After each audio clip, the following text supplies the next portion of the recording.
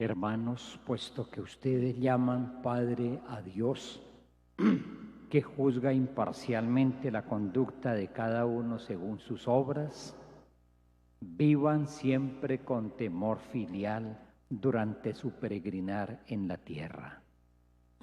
Expresión de la lectura que escuchamos hace un instante de la primera carta de San Pedro. Vivan siempre con temor filial durante su peregrinar por la tierra. ¿Cómo vivir nosotros este tiempo de nuestra peregrinación por la tierra? Dice el texto que ojalá viviendo con temor filial, que es un respeto amoroso a quien reconocemos nosotros como nuestro Padre. Y es un Padre que juzga imparcialmente. No es caprichoso, sabe lo que cada persona y ve lo que cada persona va haciendo y juzgará a cada persona según sus obras, no según sus prejuicios, no según sus gustos. Es un Padre amoroso y que esta peregrinación en la tierra transcurra ojalá así. El Salmo 15 que leímos hoy como Salmo responsorial nos presenta como antífona que repetimos y como una de las expresiones dentro del Salmo en una de sus estrofas. Enséñanos, Señor, el camino de la vida. ¿Cómo entonces vivir en esta peregrinación? Y para ello le suplicamos al Señor que nos enseñe el camino de la vida. ¿Cómo vivir este tiempo? No sabemos cuánto tiempo va a ser. Nadie lo sabe, pero es muy importante poderlo vivir bien. Una manera de vivirlo es esta: vivir nuestra peregrinación en la tierra como estos dos discípulos que caminan solos de Jerusalén hacia Emaús. Es la experiencia de dos discípulos que se alejan de la cruz de Cristo, que se alejan de la tumba de Cristo, porque sienten precisamente que sus esperanzas que estaban puestas en Jesús fracasaron. Es la experiencia de unos que se alejan de la comunidad. Parece que hoy también en nuestra iglesia hay personas que se alejan, y se alejan porque tampoco parece que descubren motivos para permanecer y para continuar esta ruta con Jesús en nuestra comunidad.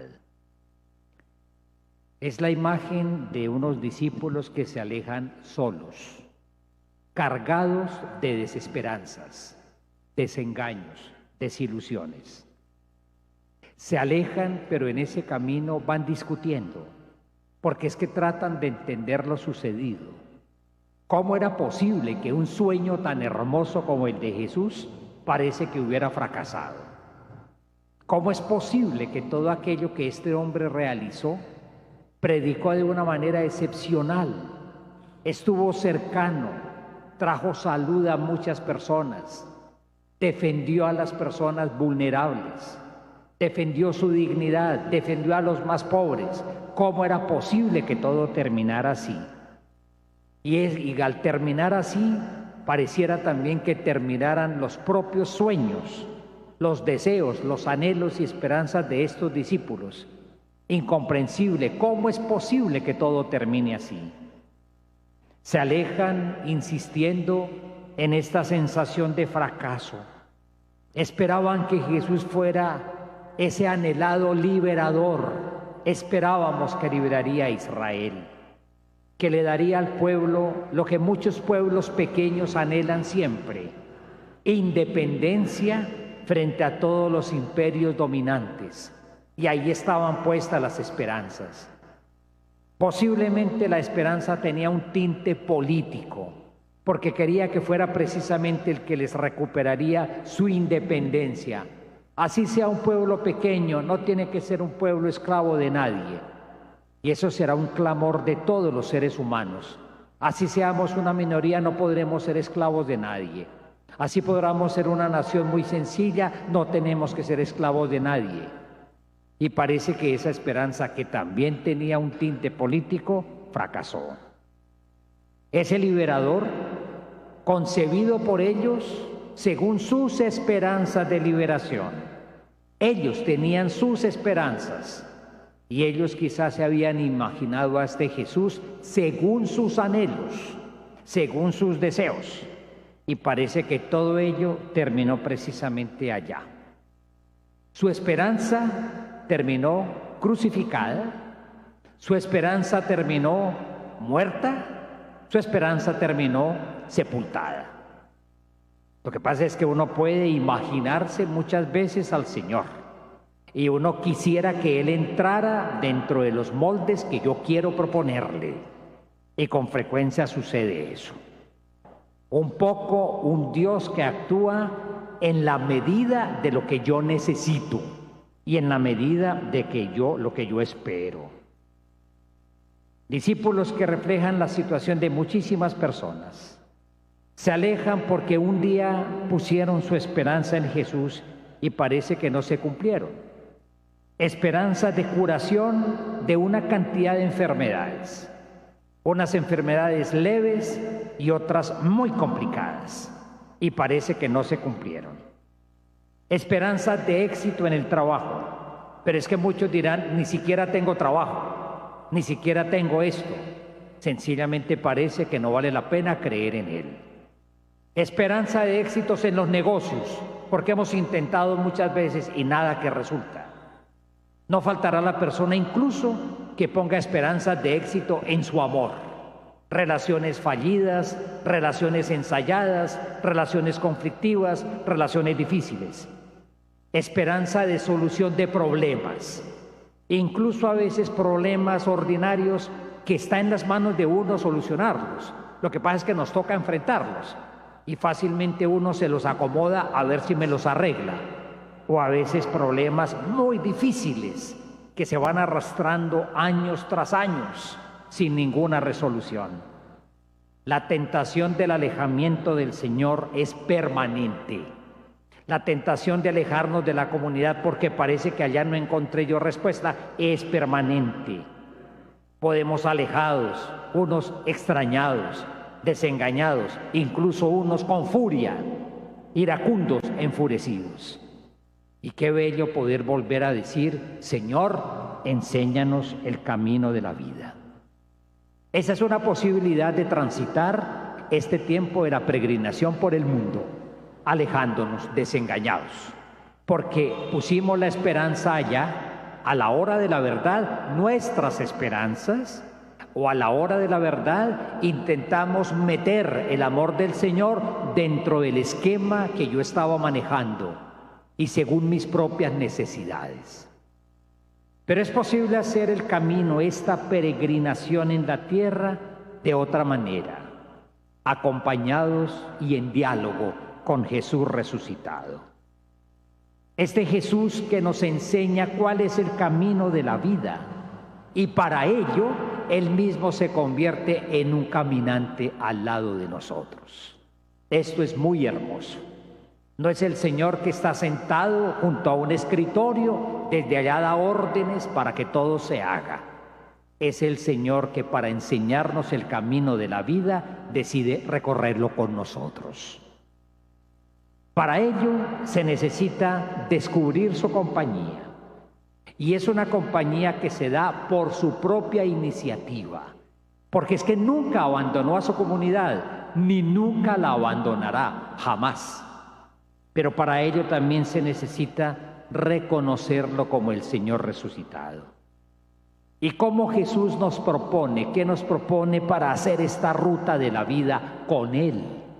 Esta ruta de la vida, insisto, en la cual seguramente podremos hacer trazos de la vida, pedazos del camino, con sentimientos de frustración, con sentimientos muy difíciles porque parece que las cosas no resultan, a veces con unos sentimientos muy monótonos porque la vida se puede volver una repetición, a veces tediosa de cosas, y por supuesto también con experiencias muy bellas, porque tampoco en la vida todos son problemas, porque tampoco en la vida todos son dificultades. Para ello, Jesús nos propone, en primer lugar, escuchar su palabra. Hay una cosa muy bella en este texto. Estos discípulos discuten entre ellos, tratan de entender. A veces uno en la vida trata de entender qué pasa, por qué esto no resulta. Pero sucede que uno sencillamente hace a veces ese camino repitiéndose a sí mismo su propio discurso. Muchas veces la única voz que uno escucha es la de uno mismo. Tratan de iluminar la oscuridad, tratan de iluminar el vacío que sienten, pero escuchándose a sí mismos. Es decir, unos fracasados tratando de iluminarse, repitiéndose un discurso de fracaso. Unos desengañados tratando de salir de semejante empantanamiento, solamente repitiendo su propio discurso de gente desilusionada. Uno no puede pasarse la vida solamente escuchándose a sí mismo. Como uno no puede pasarse la vida solamente mirándose en el espejo. Como uno no puede pasarse la vida solamente tomándose fotos selfie para contemplarme a mí mismo toda la vida, me contemplo. Uno no puede pasarse la vida solamente escuchando mi propia retahíla, mi propia versión de los hechos. Ellos cerraron sus oídos y cerraron su corazón a otra voz importantísima, la voz de la palabra de Dios. Olvidaron que la Escritura en este momento se vuelve para ellos la luz más grande. Olvidaron la Escritura en ese momento en que trataban de aclarar su situación. Fabricaron sus propias esperanzas, pero fabricaron sus esperanzas desde sus sueños, desde sus expectativas, y cerraron sus oídos a la palabra de Dios. Y resulta que esta palabra de Dios es precisamente la que habla de un Señor Mesías, Cristo liberador, en otros términos diferentes, no como ellos se lo habían imaginado. Quien mejor explica el sentido de la palabra es Jesús, ese acompañante desconocido que sin embargo está con nosotros escuchándonos. El procedimiento de Jesús es bellísimo. Antes que nada nos escucha. Si ustedes y yo tenemos necesidad de desahogarnos, pues hagámoslo. Si tenemos necesidad de venir al templo para orar y desahogarnos porque estamos atorados de un problema, hagámoslo ante Jesús. Pero simultáneamente abramos el corazón para escucharlo a Él. Los discípulos interpelan a Jesús, extrañadísimos. Parece que este es el único allá en Jerusalén que no sabe lo que sucedió. Pero en realidad es el único que sí sabe con toda claridad por qué pasó lo que pasó. En realidad es el único que sabe. Los demás lo miran desde sus propios proyectos, desde sus propias ideas. ¿Cuántas veces ustedes y yo tendremos que hacer un acto muy sencillo para decir, Señor, realmente tú lo sabes todo? Yo intento más o menos entender mi vida. Hay cosas que yo no alcanzo a comprender, pero si hay alguien que tiene claridad de cómo todos estos acontecimientos se vuelven experiencias de vida nueva, eres tú. El que aparentemente es un ignorante de aquello que sucedió en los últimos días, es el que en realidad sabe lo que ha sucedido, por qué ha sucedido y por qué es importante entenderlo, porque eso cambia totalmente la vida de las personas. Era necesario pasar por la cruz. Es decir, era necesario llenar de un amor total la oscuridad del mal y de la muerte, para que surgiera un mundo nuevo, para que surgiera una vida liberada, redimida, rescatada, perdonada, reconciliada. Ante semejante acumulación de males, odios, mentiras, era necesario que alguien llenara eso de amor. Era necesario que alguien llenara eso de un amor que transforma. Y esa es la cruz de Cristo. Era necesario. El mal no se vence con mal. La violencia no se vence siendo más violentos. La mentira no se vende siendo más mentirosos. La corrupción no se vende siendo más corruptos.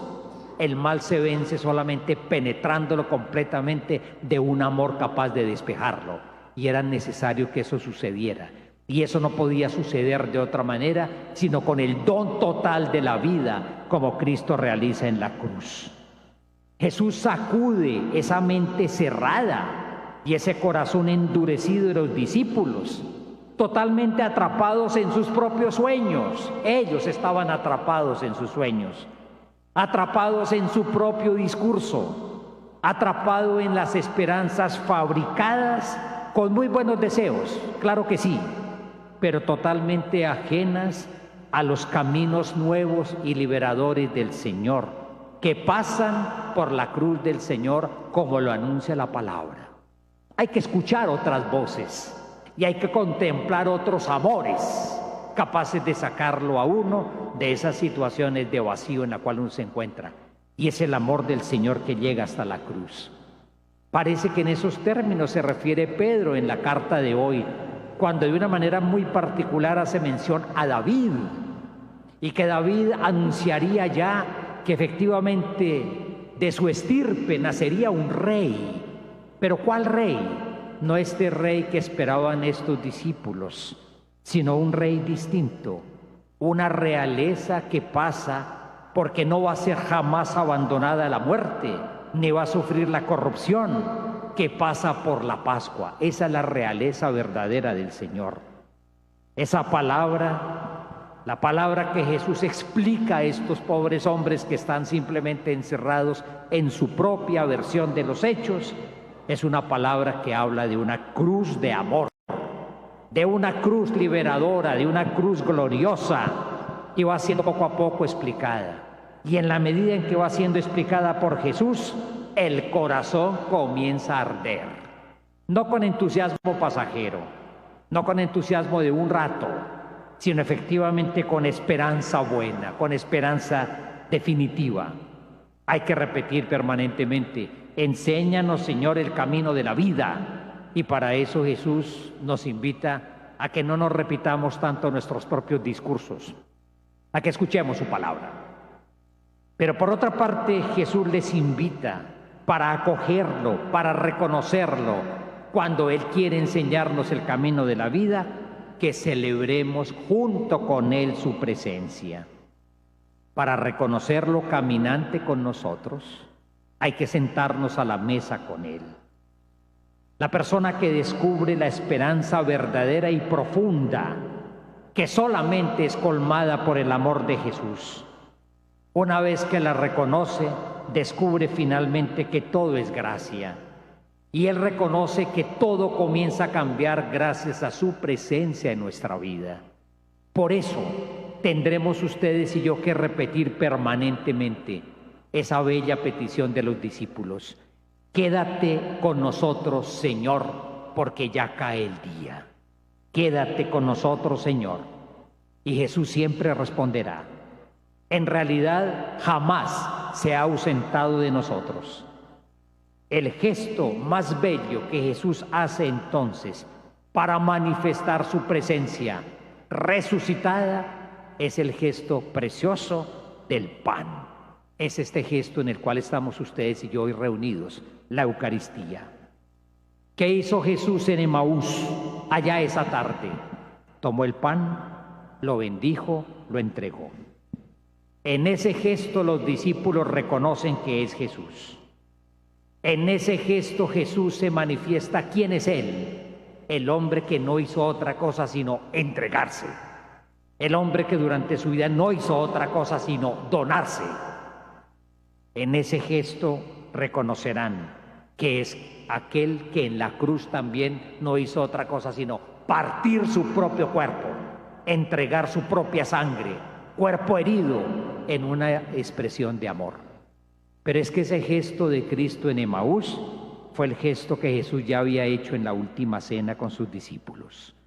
Tomó el pan, lo rompió. Ahí Jesús se manifiesta. Y allí en ese momento les dirá a ellos: este soy yo. Este pan soy yo. Este que se entrega soy yo. Si ustedes quieren reconocerme, reconózcanme en el amor No me pueden reconocer de otra manera. En la cruz de Cristo, en el pan partido. Cuando uno ve semejante manifestación de amor, no puede sino reconocerlo. No puede sino que sus ojos se abran finalmente y reconocer que Él está presente con nosotros. Miren un texto bello que me encuentro del gran santo San Agustín. La hospitalidad les devolvió aquello de lo que les había privado la incredulidad. Cuando acogieron a Jesús en su casa, la hospitalidad les regaló aquello que ellos no podían ver por su incredulidad, la presencia del Señor. Jesús se hizo presente en el pan. Este soy yo. Reconózcanme en este don de amor. Y no solamente reconózcanme, tomen y coman. Es decir, reciban esta vida mía que se entrega para ustedes, para hacerlos vivir. Y por otra parte también reconózcanme como alimento que los saca de semejante desesperanza, porque yo estoy con ustedes siempre. Es posible recorrer el camino de la vida como los discípulos frustrados que van de frustración en frustración, de desengaño en desengaño, porque se fabricaron su esperanza, se fabricaron la acción de Dios según sus deseos y vieron que como que nunca les respondió. Pero es posible también recorrer el camino de la vida permitiendo que Jesús nos hable y particularmente reconociéndolo cuando se sienta a la mesa y nos convoca y cuando nos dicen, este que se entrega soy yo, reconózcanme en el amor total. Los discípulos inmediatamente regresaron a su comunidad. Querida comunidad, de verdad es hora de volver a casa para muchas personas. E incluso ustedes y yo que frecuentamos el templo, ¿cuántas veces necesitamos volver a casa? Volver a casa porque estamos a veces viviendo una religiosidad con esperanzas fabricadas un poco al antojo de cada quien o a las necesidades de cada quien.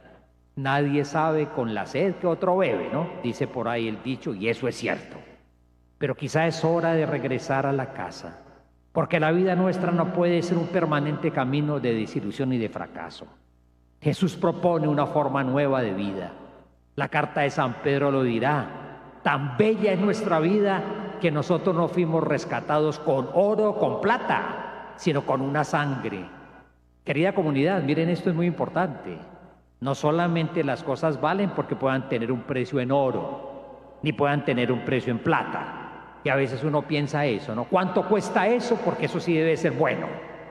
La vida nuestra no está cotizada ni en oro ni en plata. La vida nuestra está cotizada en el amor de Jesús, que con su sangre hizo que cada existencia humana fuera rescatada. Cada existencia humana, no la existencia de los que están tapados en oro y tapados en plata, sino cada existencia humana que vale, por lo cual Él se entrega por nosotros. Es hora de volver a este amor de Jesús. Es hora de volver a la comunidad. Una comunidad que la construimos todos, ustedes y yo. Una comunidad en la cual nadie puede sentirse un espectador. Una comunidad que es mi familia, nuestra familia. Ustedes y yo construimos la parroquia, construimos la diócesis, construimos nuestras comunidades. La construimos porque en la comunidad hay un lugar para cada persona. Es hora de regresar a la casa con una tarea, como estos discípulos. Volvieron a la comunidad con la gran misión de anunciar: es verdad, nuestro Dios no es un mentiroso, nuestro Dios no es un engañador, nuestro Dios no es un fabricante de ilusiones, es verdad, resucitó, está con nosotros, jamás nos abandona y la vida se vuelve totalmente fecunda gracias a su presencia y a su amor. Y es hora de decirles eso a los demás. Uno sale de la crisis cuando finalmente acepta una tarea en la vida. Uno normalmente sale de los problemas también cuando acepta el desafío de convertirse en servidor de otros. Es un poco contradictorio, pero normalmente es así. Cuando nos hundimos en nuestras crisis, cruzados de brazo y totalmente petrificados, sencillamente la vida se hace estéril. Pero cuando incluso en los problemas somos capaces de asumir tareas, la vida se vuelve fecunda y se van abriendo caminos nuevos. Y la gracia del Señor, que jamás nos abandona, seguirá acompañándonos. Eso pasó con estos discípulos. Salieron de la crisis cuando escucharon otra palabra distinta a la suya. Salieron de su crisis cuando aceptaron la invitación a sentarse en la mesa del Señor y lo reconocieron en el amor total. Salieron de la crisis cuando sintieron que su comunidad los estaba esperando y necesitando para compartir la experiencia del encuentro con Jesús y para volverse servidores y misioneros. Tendremos que decir siempre: enséñanos, Señor, el sendero de la vida. Tendremos que repetir siempre: quédate con nosotros, Señor. Él nos enseña el sendero de la vida, convirtiéndose en caminante junto a nosotros. Ojalá aprendamos a reconocerlo y que Él camine con nosotros para hacer fecunda nuestra vida. Tomémonos un momento en silencio para la oración.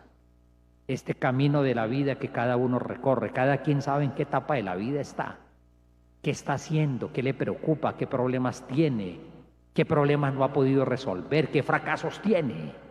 Y ahí el Señor, con su palabra, con su presencia eucarística, que es un amor total, desenreda tantos enredos, nos abre rutas de esperanza, rutas de comunidad, rutas de servicio, rutas pascuales. Oremos un momento en silencio.